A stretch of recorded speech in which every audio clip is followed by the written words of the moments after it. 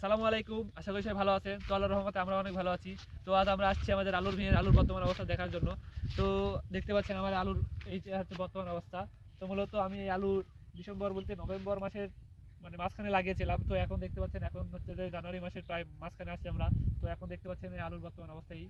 তো আলু চাষ যে আমি প্রথমে এত সুন্দর আলু চাষ হবে এটা আমি কোনোদিন ভাবতে পারিনি। তো মূলত আমি আলু চাষ করেছি আমার পরিবারের মানে আলুর চাহিদা পূরণ করার জন্য। তো আমি 2 কাঠামারিতে বর্তমানে দেখতে পাচ্ছেন আলু চাষ করেছি। তো এখানে আলু চাষে যত সুন্দর ফলন হবে এটা আমি কোনোভাবে আশা করিনি, কারণ আমি মূলত এই সেক্টরে নতুন। আমি এর আগে কোনোদিন আলু চাষ করিনি। তো আলু চাষ যে এত মানে সহজে করা যায় এটা আমি কোনোদিন ভাবিনি।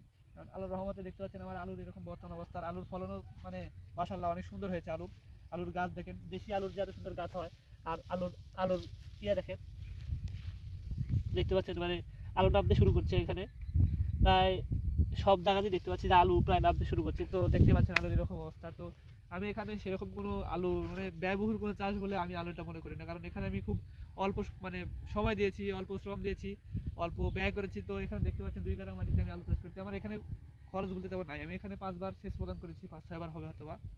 আপনার গড়ে এরকম 20 কেজির মতো সার প্রয়োগ করেছি। আর যারা বর্তমানে বাজারে আলু কিনে খাচ্ছেন, আপনার দাম তো অবশ্যই জানেন। আমি বলবো যে যারা বর্তমানে বাজারে আলু কিনে খাচ্ছেন তারা যদি কিছু জায়গা পড়ে থাকে বা মানে দেখা যায় যে জায়গা আপনার অযথায় পড়ে আছে, সেখানে আপনার চাইলেই স্বল্প খরচে এরকম ভাবে আলু চাষ করতে পারেন, কারণ আলু চাষে শ্রমের হার খুবই কম। আমি মূলত আমার পাড়ার কিছু 2টা ছেলে আছে আমার ভাইস্তা, তাদেরকে সাথে করে মূলত আমি 2 কাঠা মাটিতে আলু চাষ মানে রোপণ করেছিলাম। তো এখান থেকে দেখতে পাচ্ছেন যে এই অবস্থায় সেচ দেওয়া, তো এটা মানে এটা কোনো কষ্টের কোনো বিষয় না।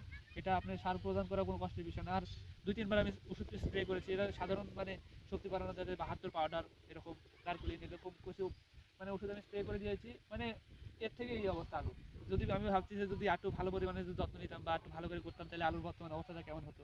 তো আমি আলহামদুলিল্লাহ অনেক খুশি যে আমি এরকম মানে প্রথমে এরকম সুন্দর আলু চাষ করেছি। তো দেখতে পাচ্ছেন আলুর এরকম অবস্থা। তো সবাই আমার জন্য দোয়া করবেন।